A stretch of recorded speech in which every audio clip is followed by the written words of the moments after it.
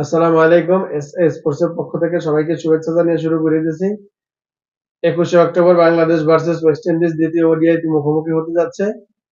Bangladesh spinning track হিসাব করেই নাসুম আহমেদকে তারা স্কোয়াডের সাথে যুক্ত করেছে। শুধু যুক্ত করাই না, আমার মনে হচ্ছে this is my personal opinion, যেহেতু নাসুম আহমেদকে যুক্ত করা হয়েছে স্কোয়াডের সাথে, সেক্ষেত্রে নাসুম আহমেদ ডেফিনেটলি ভাবে একাদশেও থাকবেন বলে আমি আশা করতেছি। তাহলে একাদশে একজন স্পিনার বাড়বে। এখন নাসুম আহমেদ আসলে কার জায়গায় খেলবে এটা একটা বড় প্রশ্ন। কারণ বাংলাদেশ যদিও খুব একটা ভালো করেনি প্রথম ওডিআইতে, মাত্র 208 রান করতে পেরেছিল বাংলাদেশ। সেক্ষেত্রে ব্যাটিং তো আমাদের যাচ্ছে তাই হচ্ছে, ব্যাটিং এ আসলে আলোচনা করার মতো কিছু নাই। তবে হ্যাঁ, মাহিদুল ইসলাম অঙ্কনের ইনিংসটা আমার কাছে খুবই ভালো লেগেছে ব্যক্তিগতভাবে আমি যদি বলি। হয়তো যদি আপনি দেখেন, মাহিদুল ইসলাম অঙ্কন 46টা রান করেছে তিনি। হ্যাঁ, তো অনেকগুলা বল তিনি খেলেছেন, কিন্তু বাংলাদেশের জন্য এই 46টা রান আসলে খুবই মূল্যবান ছিল, বিশ্বাস করেন। এবং তাওহিদ হৃদয়ের সাথে তার যে পার্টনারশিপটা, সেই পার্টনারশিপটার উপর ভর করেই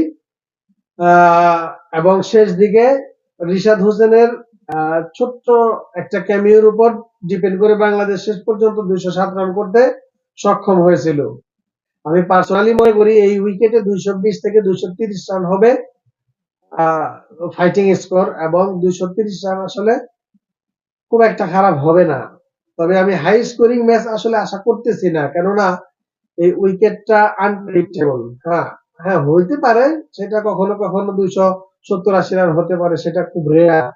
কিন্তু আমি যদি নিয়মিত হিসাব করি, তাহলে নিয়মিত এই উইকেটের যে ধরন, সেক্ষেত্রে 220 থেকে 230 রান এটাই হবে ফাইটিং স্কোর। সেটা যদি ওয়েস্ট ইন্ডিজ আমাদের সাথে করে এবং আমরা যদি সেটা ডিফেন্ড করতে যাই তাহলেও, এবং যদি আমরা করি, ওয়েস্ট ইন্ডিজ যদি সেটাকে ডিফেন্ড করতে যায় সেক্ষেত্রেও।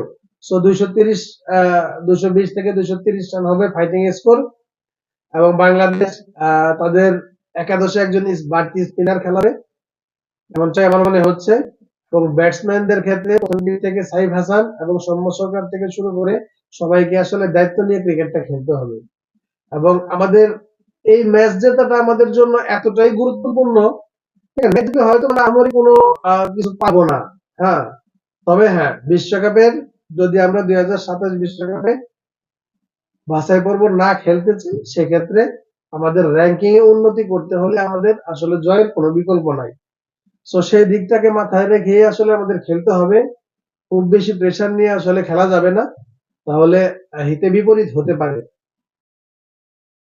আশা করতেছি বাংলাদেশ দ্বিতীয় ওডিআই ম্যাচও জিতবে। এবং রেটিং পয়েন্টের একটা হিসাব যেহেতু আছে, আমরা দেখেছি আমরা রেটিং পয়েন্ট এখন বর্তমানে আমাদের 75, এবং ওয়েস্ট ইন্ডিজ আছে 80 তে। সো ওয়েস্ট ইন্ডিজকে টপকে যেতে হলে আমাদের আসলে জয়ের কোনো বিকল্প নাই।